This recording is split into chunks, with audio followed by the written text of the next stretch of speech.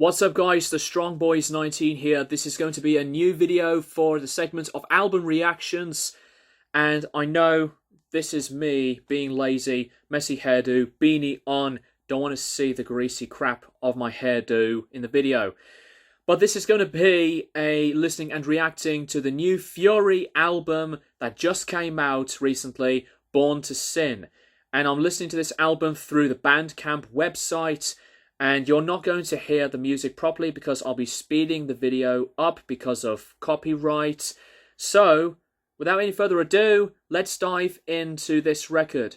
Track number 1, If You Get to Hell First.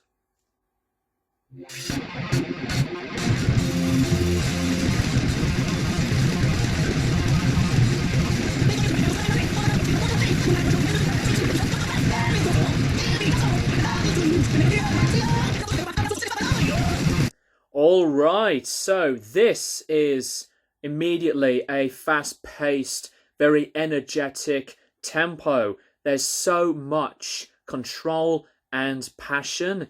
It's just so big already. This lineup of Fury is wonderful. And I'll have to say this, that these guys have been one of my favourites, and this record has been anticipated for me. But I am impressed with this opening song so far.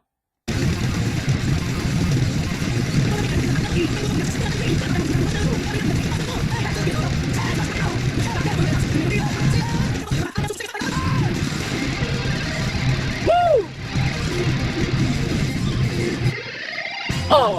Oh, that fucking solo. Jeez, Jake. You monster. The vocals as well. I really like the interaction from Julian's main vocals to the very quick, instant harmonies, just communicating with each other. Let's just say this is a blast of a number.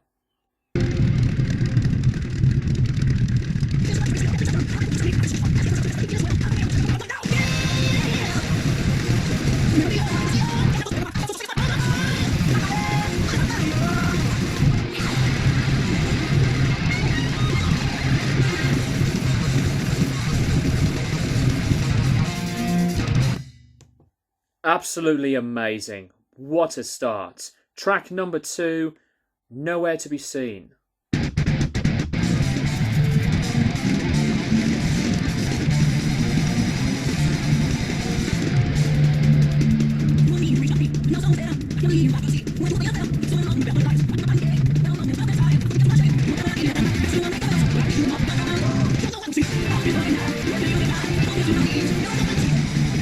Alright, instrumentally, very heavy metal inspired, with more on that energetic but mid-tempo, crunchy, hard rock feel. The vocals were much more melodic, and this presents Fury and a bit of a different vibe that I am really liking. The confidence that this track does make. It has a lot of oomph.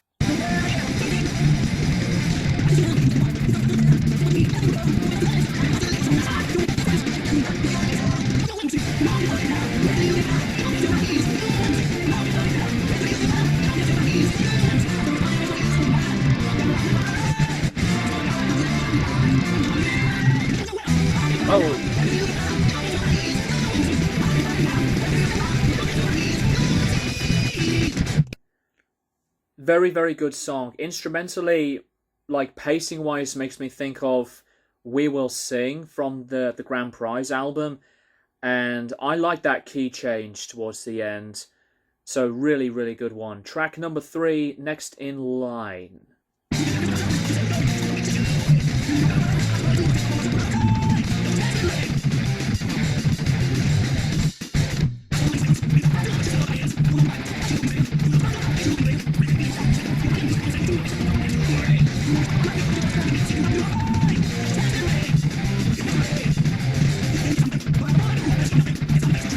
This track is pretty grunty. It's got a simple groove to it, very much like Metallica era Black Album type of direction, especially like with riffs from Sad But True, etc. And I like the change of voice with his tone from Julian, and the drums and the bass really give it that power. So it's like it's giving it some balls to it.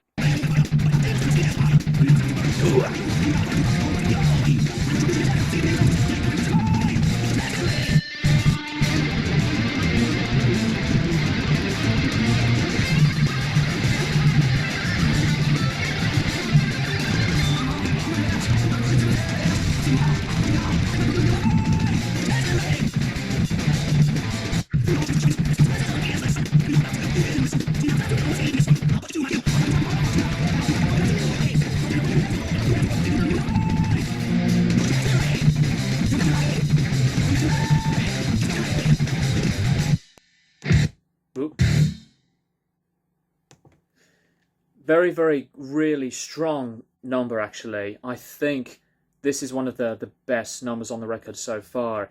It's much more simplistic, but at the same time, it still sounds heavy. And with that Hetfield type of voice tone, it's really good. Track number 4, Hell of a Night.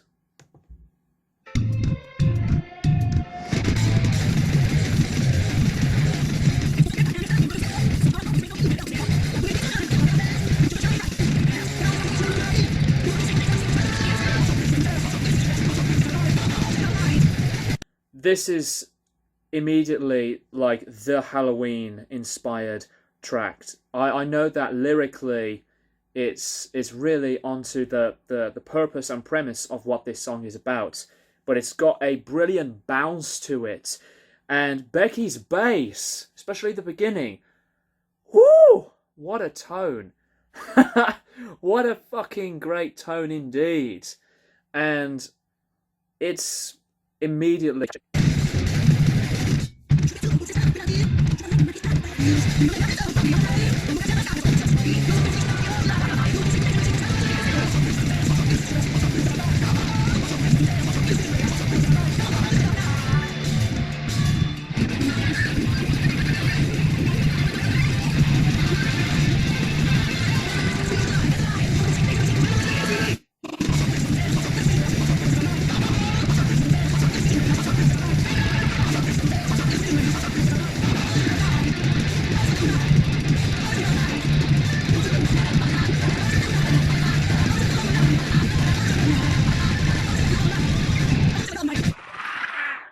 I will always say and add that this is something that Ozzy Osbourne could have done because of this direction, and especially with the horror that has been all at once in this great track.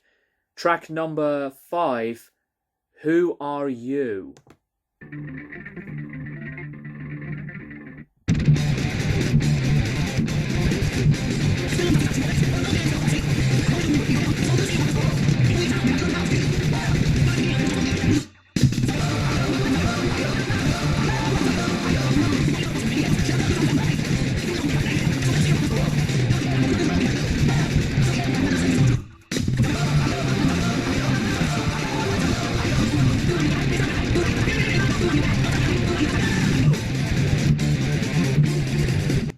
There are some really, really good riffs on this track, and this is like different onto, I guess, more on a personal side, as I was diving into the track with these types of lyrics, and I like the variety on these types of words and views for what the lyrics are about in their minds. And I think that this is something that maybe a band like maybe Whitesnake could do, but I'm saying that in like a comparison type of way. But I'm digging this one.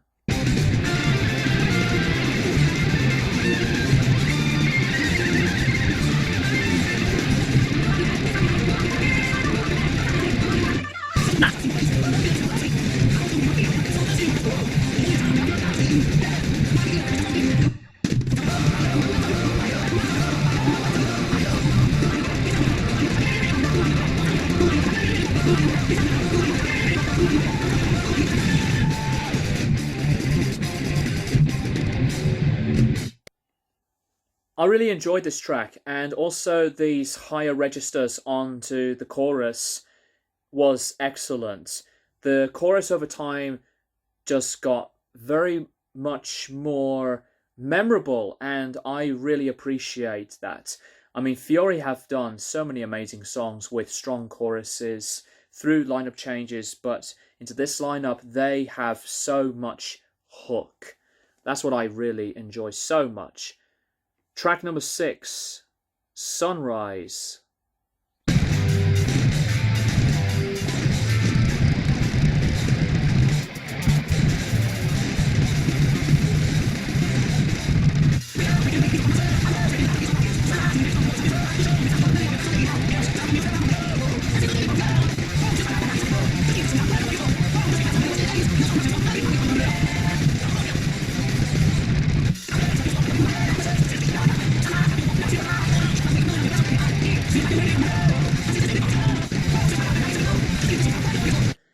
This is a great playful number because, like with the opening track to some of the earlier stuff, this has a separate delivery and it boosts and marches things extremely consistently.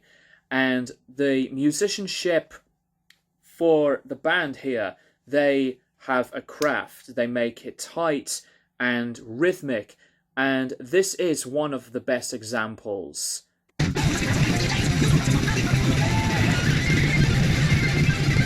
Nice. Woo!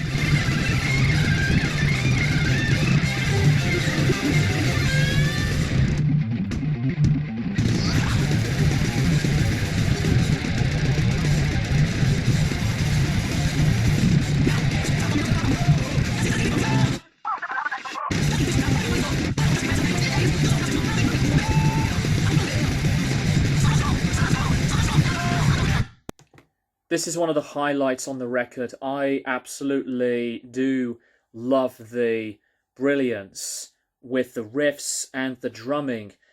And Tom's drumming, what a master, with a clear and precise way of building the great impact into the style of the band's music. Track number 7, It's Rock and Roll.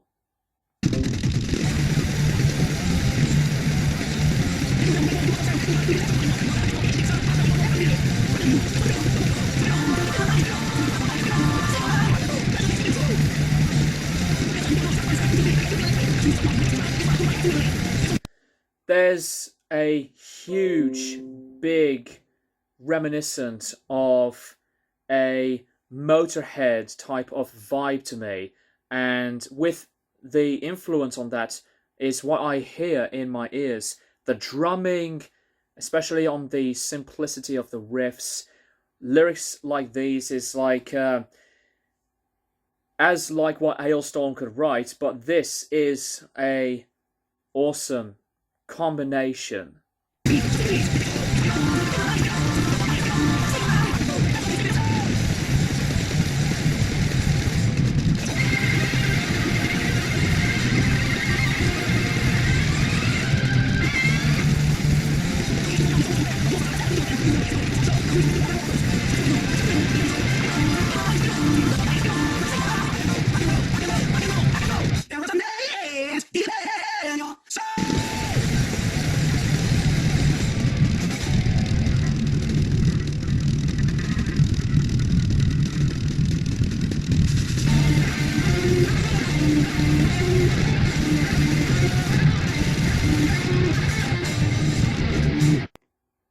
Wonderful, absolutely amazing. And even if it's just something basic on lyrics, to me it would work out extremely with some outstanding skill. And this track has ballistic performances, from the drumming to the bass. What great tones. Track number 8, Shadows and Dust.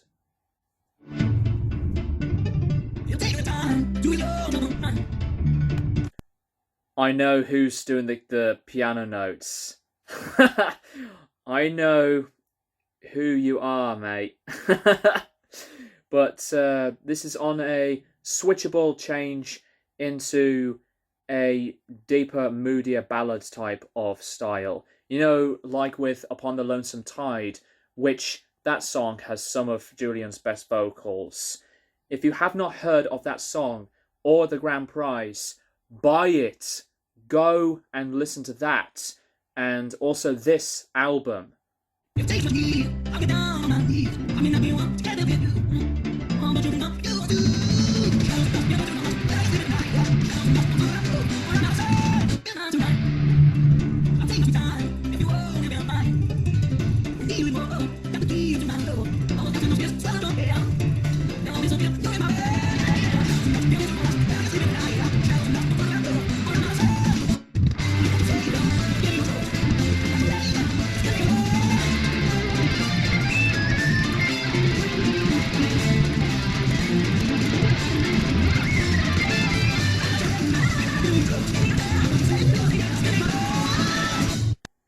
The guitar solo was strong, and Naya, her voice sounds just spectacular. Her natural voice is so delicate. I love hearing her voice, and to hear her backing Julian up adds a strong match. A ballad that has a lot of depth with such an effective and, I would say, a passionate direction.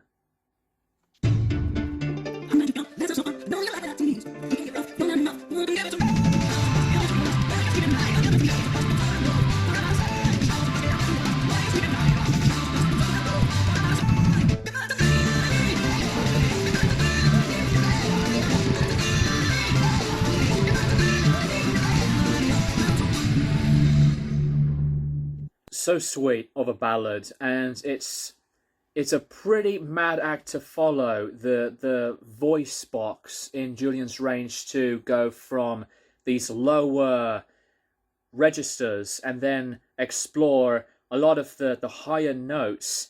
That shows a lot of versatility, and I do admire that. Track number 9, the penultimate song on the album, Embrace the Demons.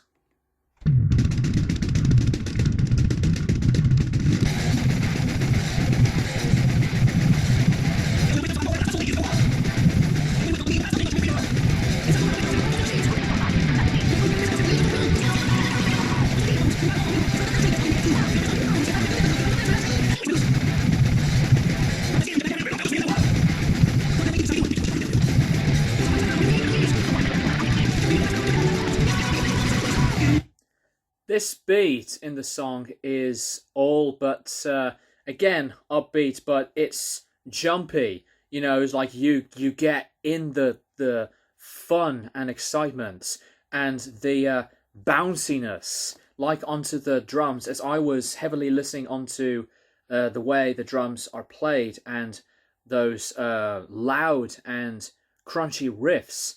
I think that this is one of the other songs that it gives you adrenaline, but in a different way. But this is very good.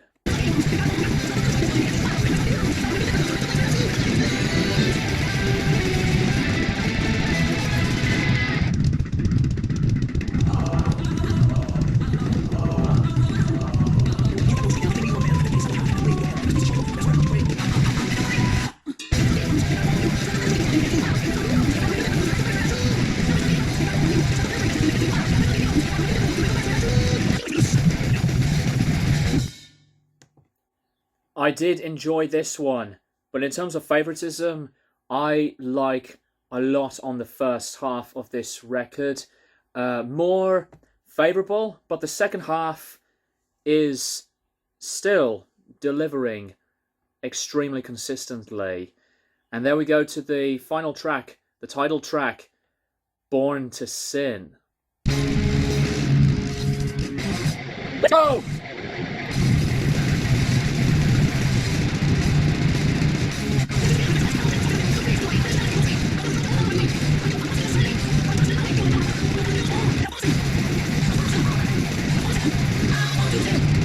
Woo! This is a fucking ride. What a perfect finalizing moment for the record. The most thrashy, oriented, inspired song. And not gonna lie, this is something like Evil mixed in with, I guess, that kind of Anthrax kind of feel. You may disagree, but this is ballsy. It's straight to the point, you know, fuck you kind of thing. That's what I like. And the guys are not meant to be fucked with.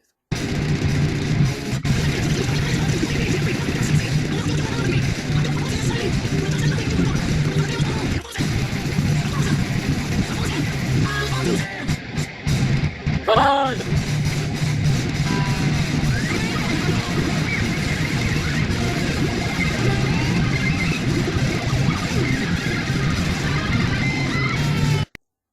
All of that interaction is so spectacular. The other lead guitarist is the wonderful, wonderful guitar playing soloing, besides Jake, of the one and only Matt Jones from Dekesis. Fucking awesome. I know this video's reversed, but this is their album Fractures, which I did review. Buy this album.